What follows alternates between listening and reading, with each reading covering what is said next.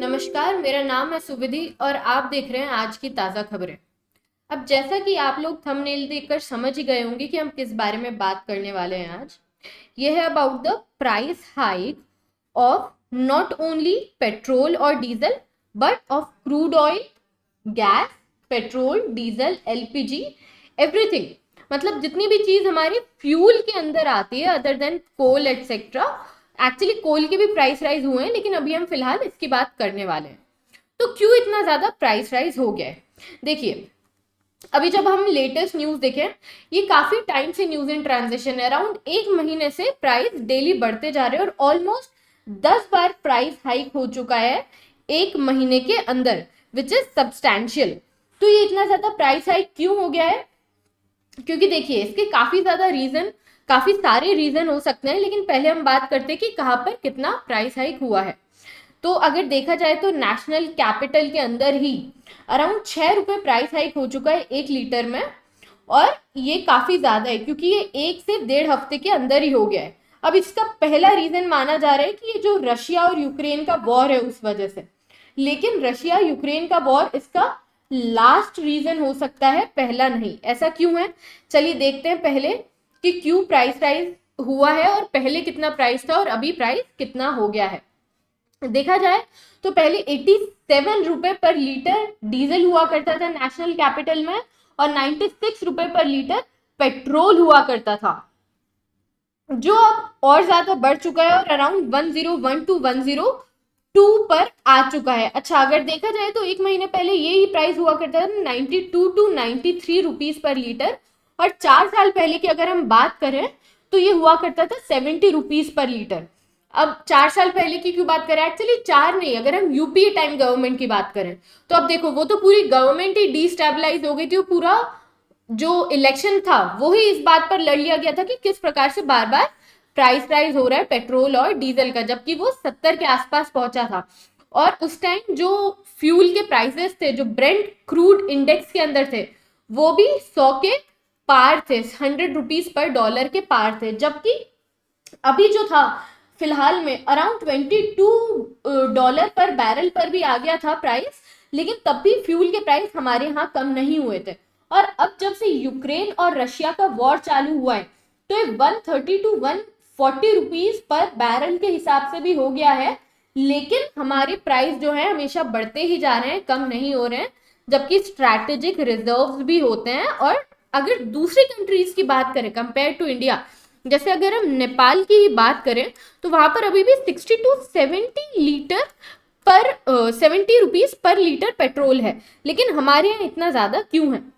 देखा जाए तो अभी का प्राइस जो है न्यू दिल्ली में 105 रुपीज पर लीटर हो चुका है। अगर मुंबई की बात किया जाए तो वो 120 रुपए पर लीटर पेट्रोल हो चुका है। तो ये इतना ज्यादा ट्रेमेंडस प्राइस राइज क्यों हो गया है? तो आइए इनके कॉजेस जानने की कोशिश करते हैं।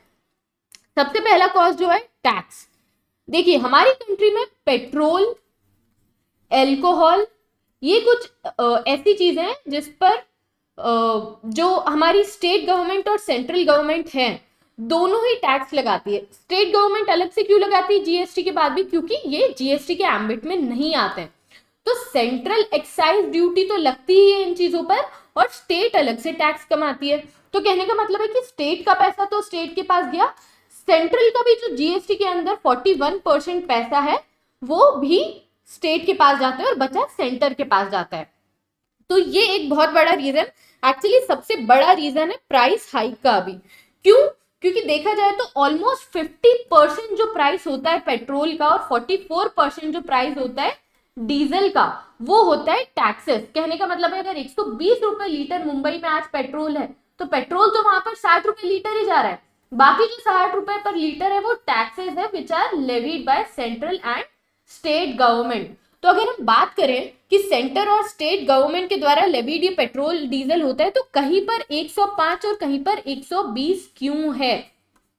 तो देखिए, सेंटर तो सारे पेट्रोल पर इक्वल एक्साइज लगाती है, लेकिन जो स्टेट टू स्टेट वेरिएशन होता है इसका, उस वजह से कहीं पर ज्यादा कहीं पर कम पेट्रोल हो जाता है। जैसे कि मुंबई की जो गवर्नमेंट है, स्टेट गवर्नमेंट, जो महाराष्ट्र की है, वो सबसे ज्यादा टैक्स लगाती है, और जबकि दिल्ली जो नेशनल कैपिटल रीजन है वहां पर टैक्स कंपैरेटिवली कम है। दूसरी चीज है ओपेक प्लस। अच्छा, ओपेक क्या होता है? This is organisation of petroleum exporting countries. इसके अंदर जो है 13 मेंबर स्टेट से 1960 के अंदर फाउंड किया गया था ऑर्गेनाइजेशन बाय 5 कंट्रीज। बाद में कुछ कंट्रीज ऐड हुई, सब्सट्रैक्ट हुई, तो ये खेल तो चलता रहता है। लेकिन ओपेक प्लस क्या है? ये जो 13 कंट्रीज है उसके अलावा भी 10 और कंट्रीज हैं जो अभी पेट्रोलियम एक्सपोर्ट करती है। उसके अलावा भी कंट्रीज है, लेकिन 10 मेजर कंट्रीज है जो पेट्रोल को एक्सपोर्ट करती है। तो ये वाली कंट्रीज मिलकर बनाती है ओपेक प्लस, जिसका पार्ट रशिया भी है। रशिया और उसके अलावा भी दूसरी कंट्रीज है जैसे कि Libya, Nigeria, Congo, Ecuador, Qatar, Saudi Arabia, UAE, Venezuela वगैरह। ये सारी जो है ओपेक और ओपेक प्लस की कंट्रीज हैं। तो ये सारी कंट्रीज मिलकर प्राइस को डिटरमाइन करती है। कैसे प्राइस को डिटरमाइन करती है? कि अगर ज्यादा इनका एक्सट्रैक्शन होगा जो पेट्रोल, डीजल, पेट्रोलियम प्रोडक्ट्स हैं उसका, ऑयल का, क्रूड ऑयल का, तो प्राइसेस कम हो जाएंगे। अगर इनका एक्सट्रैक्शन कम हो जाएगा तो प्राइस बढ़ जाएगा। वही वाइस वर्सा, डिमांड सप्लाई वाली बात है। अगर सप्लाई ज्यादा है तो प्राइस कम रहेंगे, और अगर सप्लाई कम है तो फिर प्राइस बढ़ जाएंगे। तो जैसा हम अभी जानते हैं कि रशिया वॉर की वजह से रशिया पर काफी ज्यादा सैंक्शन लग गए, तो रशिया का कोई भी ऑयल अभी खरीद नहीं सकता है। तो मार्केट में ऑयल जो है वो काफी कम है। देखा जाए तो रशिया जो है second largest exporter of gas and third largest exporter of crude oil है। तो इतना बड़ा एक्सपोर्टर, अगर उस पर सैंक्शंस लग जाएंगे तो फिर मार्केट में सप्लाई तो कम हो ही जाएगी।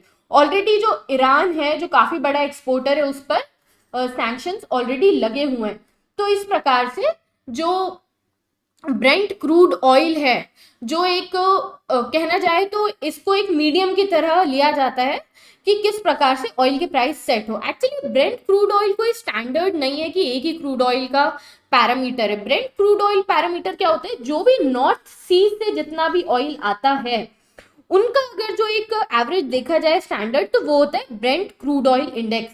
उसके अलावा और दूसरे भी इंडाइसेस होते हैं। दूसरे इंडाइसेस कौन से होते हैं? ये जो हमारा ओमान वाला है वहां पर भी एक इंडेक्स होता है, और ऐसे करके दूसरे भी इंडेक्सेस होते हैं। लेकिन हम ब्रेंट क्रूड ऑयल इंडेक्स को मानते हैं। वेस्ट टेक्सास इंडेक्स होता है क्योंकि यूएस से भी बहुत बड़ा एक्सपोर्टर है, तो उनका एक अपना अलग इंडेक्स है। लेकिन ब्रेंट क्रूड ऑयल को जो नॉर्थ सी से जितना आता है उसको एक स्टैंडर्ड माना जाता है। तो उस पर भी काफी ज्यादा इंक्रीज हुआ है। ऑलमोस्ट $45 पर बैरल का इंक्रीज देखा गया है वहां पर क्रूड ऑयल में। तो इस वजह से पूरे जो वर्ल्ड है वहां पर क्रूड ऑयल के प्राइसेस काफी ज्यादा बढ़ गए हैं। और रीजंस की हम बात करें तो सेंट्रल एक्साइज, कि स्टेट्स तो अपना पैसा ले ही रहे हैं, लेकिन सेंट्रल गवर्नमेंट जो है वो कहाँ से अपना रेवेन्यू जनरेट करेगी? तो सबसे ज्यादा, क्योंकि पेट्रोल एक ऐसी कॉमोडिटी है जो सब खरीदते, कहने का मतलब है पेट्रोलियम प्रोडक्ट, तो वहीं पर सारा टैक्स लेवी करके टैक्स बेस भी बढ़ जाता है।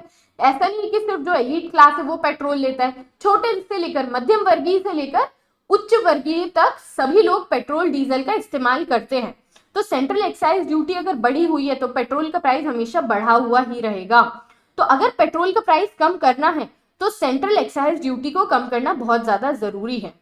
दूसरा है, जो अभी गवर्नमेंट बताती है कि ऑयल बॉन्ड्स का बर्डन उन पर काफी सारा है। तो देखिए ऑयल बॉन्ड्स का बर्डन क्या है, मैं इसका एक बैकड्रॉप देती हूँ कि जो अभी निर्मला सीतारमन जी जो फाइनेंस मिनिस्टर है, जब उनसे बोला गया कि इतना प्राइस राइज क्यों हो रहा है, जबकि रशिया तो हमें कम पर ऑलमोस्ट $35 पर बैरल जो है प्राइस कम करके, जो नॉर्मल प्राइस चल रहा है उससे $35 पर बैरल कम करके देने की पेशकश कर रहा है, तब भी प्राइस क्यों इतने इंक्रीज हो रहे हैं? तो उन्होंने बताया कि हम पर बर्डन है ऑयल बॉन्ड्स का, जो किसने खरीदे थे?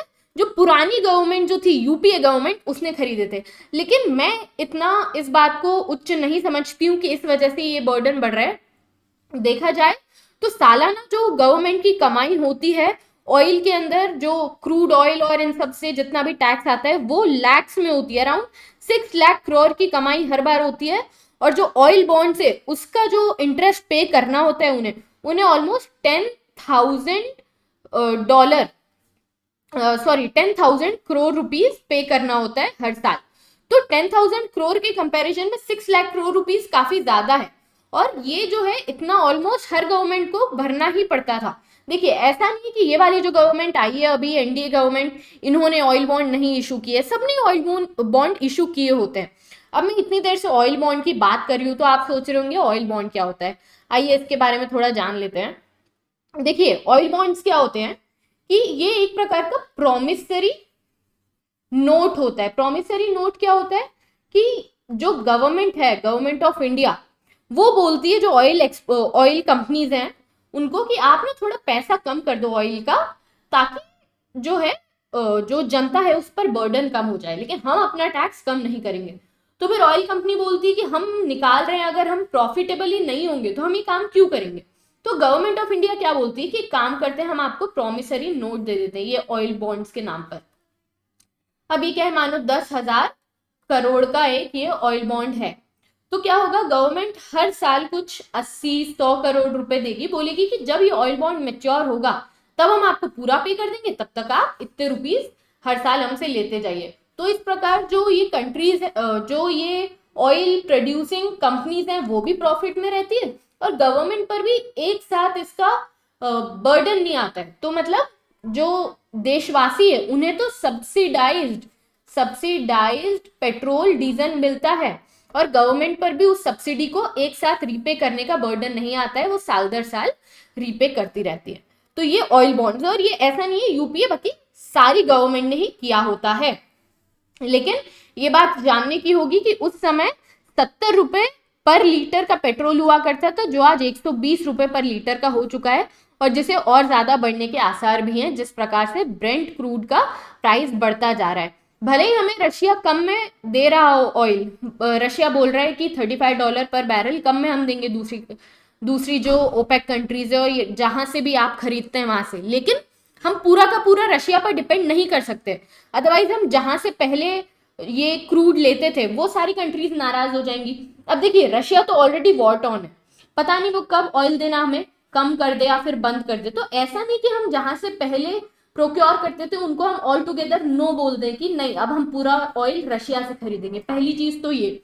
दूसरी चीज, हम अभी और इसलिए नहीं कर सकते हैं ये क्योंकि ऐसा नहीं है कि एक साथ सारा का सारा रशिया से हम ऑयल खरीद लेंगे, तो उसके लिए हमारे पास इंफ्रास्ट्रक्चर है। देखो रशिया यहाँ पर है, ये पूरा रशिया है और यहाँ पर है इंडिया।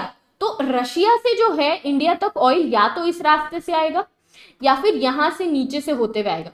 तो काफी लंबा रास्ता उस ऑयल को तय करना पड़ता है इंडिया तक आने के लिए। जबकि अगर Russia to India direct pipeline होती तो सीधे के सीधे ऑयल यहाँ पर आ जाता।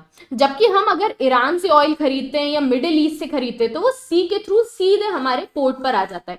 तो हमें इंपोर्ट का जो प्राइस होता है वो कंपैरेटिवली कम पड़ता है क्योंकि यहाँ का इंफ्रास्ट्रक्चर की जरूरत नहीं है, डायरेक्टली सी से हम इंपोर्ट कर सकते हैं। यहाँ का रास्ता भी सी से हम इसको तय कर सकते हैं, लेकिन ये बहुत ही बड़ा रास्ता है, आने में काफी समय लग जाएगा। लेकिन ये जरूरी है कि अगर हमें कम प्राइस पर ऑयल मिल रहा है तो हम रशिया से भी खरीदें और उसको हम अपने स्ट्रैटेजिक रिजर्व में रख लें। मतलब वो जो ऑयल है हम उसको रिजर्व करके रख लें कि बाद में और अगर पेट्रोल के प्राइस बढ़ जाते हैं तो उस टाइम हम इसको रिजर्व को थोड़ा सा यूज कर पाए। तो ये हम कर सकते हैं, लेकिन ऑल टुगेदर हम मना नहीं कर सकते दूसरी कंट्रीज को। इसलिए कंपैरेटिवली प्राइस जो डिक्रीज जितना होना चाहिए था उतना नहीं हो पा रहा है।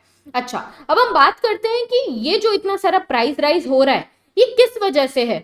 जो हमने बात कर ली, मतलब इससे आगे क्या होने वाला है। देखो अगर जो क्रूड ऑयल का प्राइस बढ़ता है तो पहला तो हमारे ट्रांसपोर्टेशन सेक्टर जो है वो काफी ज्यादा महंगा हो जाता है। ठीक है, आप ओला कैब उबर कैब लोगे, पहले जो आपको 2 किलोमीटर 40 रुपए में छोड़ देता था अब वो 2 किलोमीटर छोड़ेगा 55 रुपए या 60 रुपए उसके लेगा। तो एक तो हमारी जेब से ज्यादा पैसे जा रहे हैं, दूसरी चीज क्या है कि बाकी के भी सारे सेक्टर्स में तेजी आ जाएगी। जैसे कि हम कोई खाना खरीदते हैं तो ऐसा तो है नहीं कि अगर हमने रोटी कहीं से खरीदी तो वहीं पर गेहूं उग रहा है, वहीं पर उसका आटा बन रहा है, वहीं पर रोटी बन रही है, ऐसा नहीं है।